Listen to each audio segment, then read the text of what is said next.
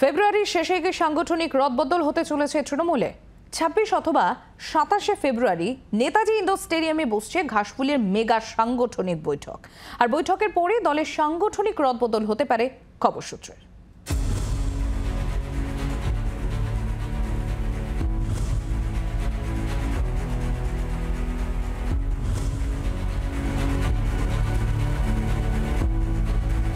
নতুন বছরের গোড়ায় তৃণমূলের অন্দরে সাংগঠনিক রদবদলের যে চর্চা শুরু হয়েছিল, জানুয়ারির শেষে এসে তা আরও জোরালো হলো। সেই সঙ্গেই ঘাসফুলের অন্দরে নতুন করে জল্পনা শুরু হলো।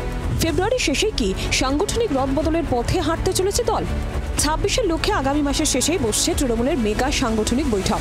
সূত্রের খবর, ২৬ অথবা ২৭শে ফেব্রুয়ারি নেতাজি ইন্ডোর স্টেডিয়ামে বসছে ঘাসফুলের সাংগঠনিক বৈঠক।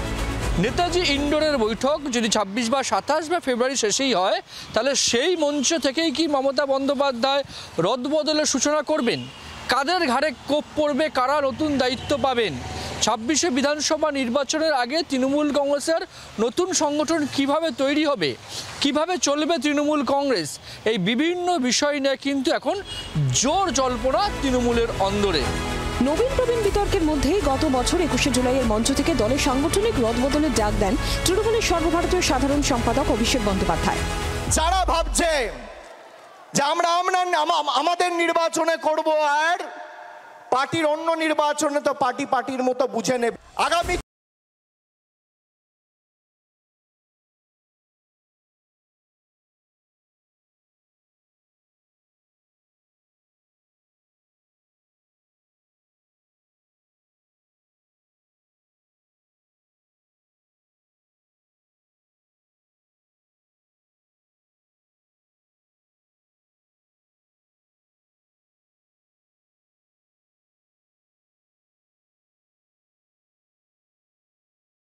রদবদল যখন হওয়ার ঠিক হবে, এই নিয়ে চিন্তা করতে হবে না।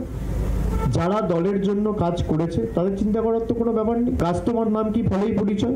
এখন দেখার বিষয়, এই যে সাংগঠনিক বৈঠক নেতাজি ইন্ডোরে হওয়ার একটা প্রস্তুতি শুরু হয়েছে তৃণমূল কংগ্রেসের অন্দরে, সেই বৈঠক থেকে রাজ্য রাজনীতি, জাতীয় রাজনীতি তো বটেই, সাংগঠনিক পরিবর্তনের ক্ষেত্রে অভিষেক বন্দ্যোপাধ্যায়ের প্রস্তাবে শিলমোড় দেন কিনা মমতা বন্দ্যোপাধ্যায়, নাকি অল্প বিস্তর সাংগঠনিক রদবদল ঘটিয়েই তিনি ২৬শে বিধানসভা নির্বাচনের দামামা বাজিয়ে দেন, সেটাই দেখার বিষয়। জি ২৪ ঘন্টার জন্য ক্যামেরায় মিন্টু পালের সঙ্গে প্রবীর চক্রবর্তী, কলকাতা। বাংলার আওয়াজ, বাঙালির আবেগ, জি ২৪ ঘন্টা।